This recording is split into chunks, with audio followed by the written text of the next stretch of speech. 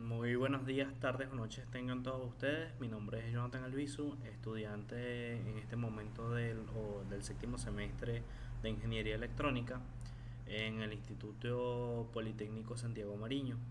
El presente video es para realizar eh, la muestra de un circuito de control empleando un temporizador 555, este famoso integrado. Esto es realizado correspondiente el tercer corte en la unidad 3, tarea 2, Timer 555 de calificación de 10% para la materia electrónica 3, impartida por el profesor José Cipriano de Dios. En el cual se nos ha pedido que utilizando cualquier simulador, para el cual escogí el simulador Proteo por ser el más familiar para mí, realizar un circuito de control utilizando un timer o un temporizador 555 y explicar su funcionamiento mediante un video. Bueno, para esto, previamente, antes de pasar a mostrar en este breve video el circuito que he realizado, he de decir que he empleado un 555 configurado en modo estable.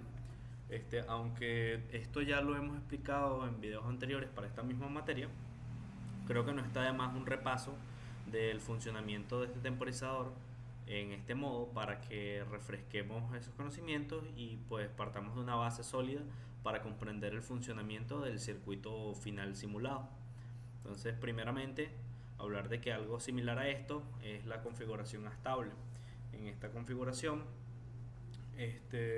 nuestro integrado, nuestro 555, nos da una salida pulsante que varía entre valores altos y bajos y cuya frecuencia viene dado por una relación tau, que es la relación resistencia-capacitancia que se produce en la parte de acá que estoy marcando en rojo entre la computadora acá es la que ocurre acá, es la relación entre el valor de nuestra resistencia y el valor del capacitor. Y pues lógicamente, como ya sabíamos, variando el valor de nuestra capacitancia o de nuestra resistencia, cambiamos la frecuencia en la que por el pin 3 nos da una salida este 555. Entonces, este principio es básico, recordar cómo era que funcionaba la configuración estable del 555.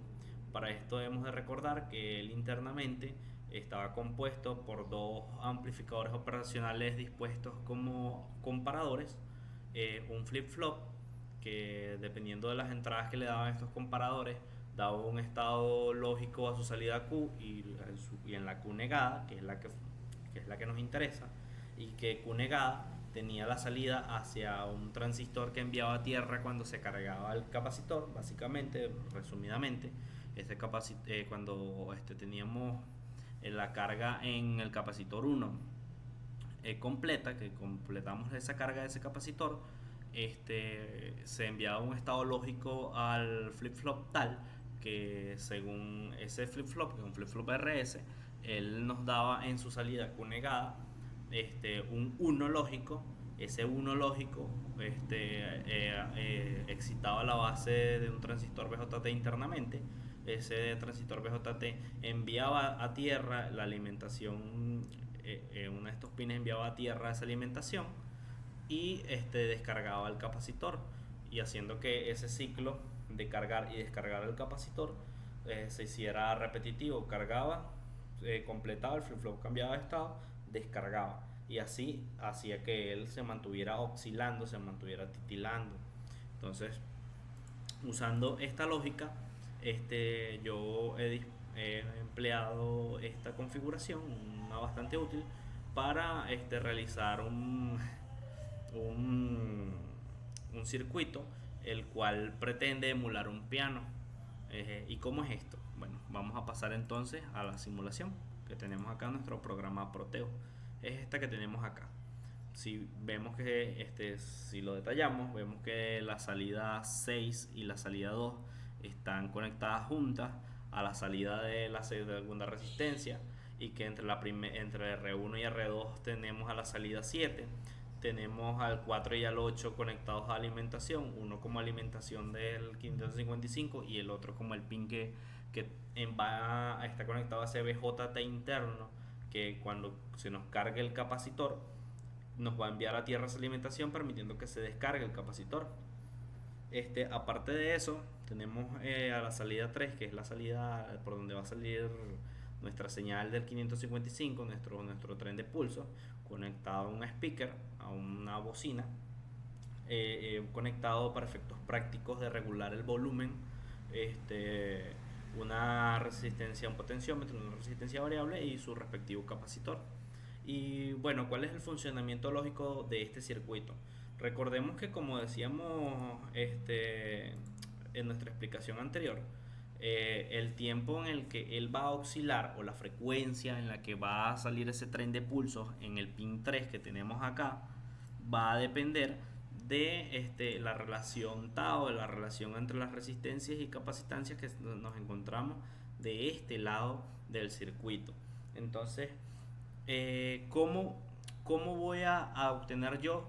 Porque lo que queremos es hacer un piano.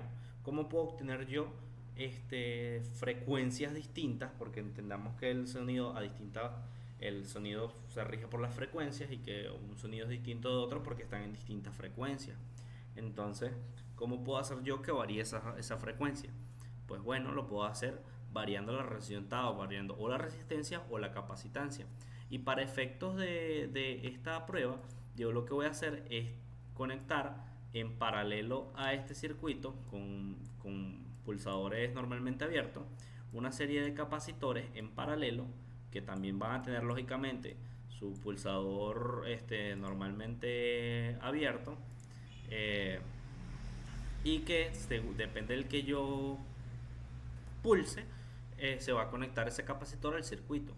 Como son capacitores de distinta capacitancia, es decir, de distinta capacidad de almacenamiento, lógicamente la velocidad en la que se carga y se descarga va a cambiar. Eso nos va a cambiar el tau, y cambiando el tau logramos hacer el cambio en la frecuencia de nuestra salida, y por ende lo que se va a escuchar en la salida van a ser distintos tonos dependiendo de cuál pulsemos.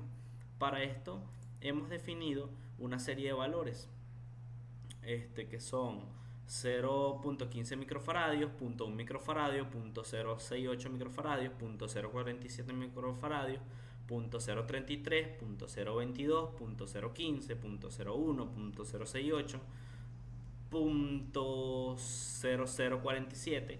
Y estos valores, como vemos, va desde un capacitor que es más grande hasta un capacitor que es más pequeño. Entonces, ¿cómo hacer? ¿Cómo funciona? Bueno, de la forma que ya explicamos. Dependiendo de cuál pulsador normalmente abierto nosotros pulsemos, él va a tener una frecuencia a la salida distinta, el tren de pulso de onda cuadrada va a ser distinto, y eso va a cambiar el sonido que nuestro speaker emita. Entonces, veamos su funcionamiento. Démosle play. Vemos que todos están abiertos, porque son normalmente abiertos, no hay ninguno que yo esté pulsando, por ende no tiene frecuencia porque no hay pulso de salida. Cuando yo pulso el primero, y voy a ir pulsando continuamente todos para que veamos la diferencia en los sonidos.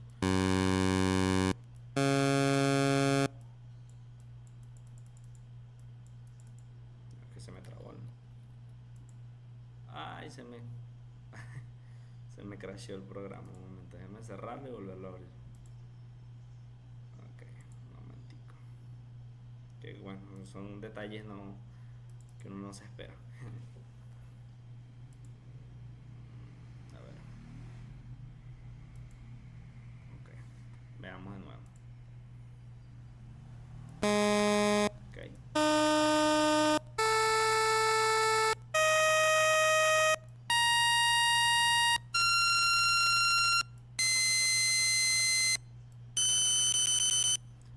Como vemos, todos los botones funcionan bajo la lógica que expliqué. Básicamente es el mismo circuito del 555 en forma estable, solamente que en paralelo están distintas opciones de capacitores que nos varían el tau, y por ende Ese tau varía la frecuencia en la que se produce nuestro tren de pulso de salida, y ese tren de pulso de salida, por esa frecuencia distinta, cambia el sonido que nosotros percibimos porque tienen frecuencias distintas.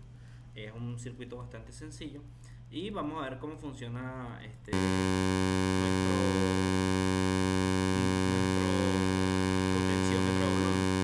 Hacia acá bajamos el volumen, fíjense cómo baja el volumen y luego lo podemos subir completamente.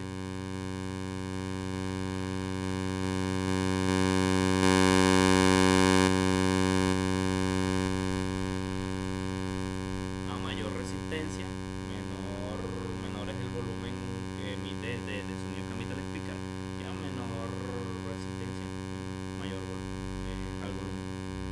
Bueno, eso fue todo. Espero que haya sido de gusto este pequeño circuito que he armado. Y pues nada, hasta una próxima oportunidad. Muchísimas gracias, y esa fue toda mi exposición sobre este pequeño circuito que monté.